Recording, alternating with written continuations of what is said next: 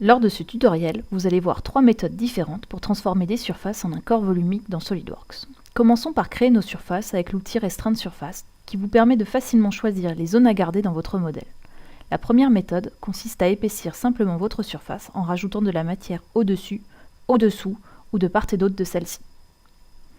Cette méthode permet de créer rapidement et simplement une pièce d'épaisseur constante, comme dans le cas d'une pièce plastique par exemple. Revenons à la surface de départ pour voir la deuxième méthode.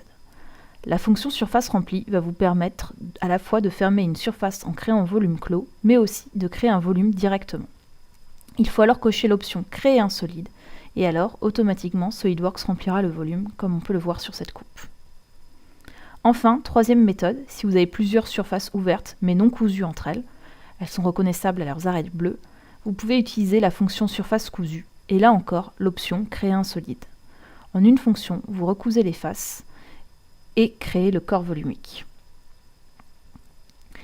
Maintenant que nous avons vu un cas simple, pour comprendre le fonctionnement de ces différentes fonctions, voici un cas d'application sur une pièce plastique qui a été dessinée en surfacique.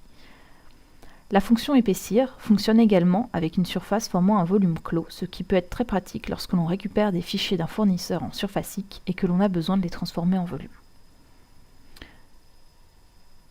Donc en cochant l'option Créer un solide à partir d'un volume clos, vous créez un volume plein.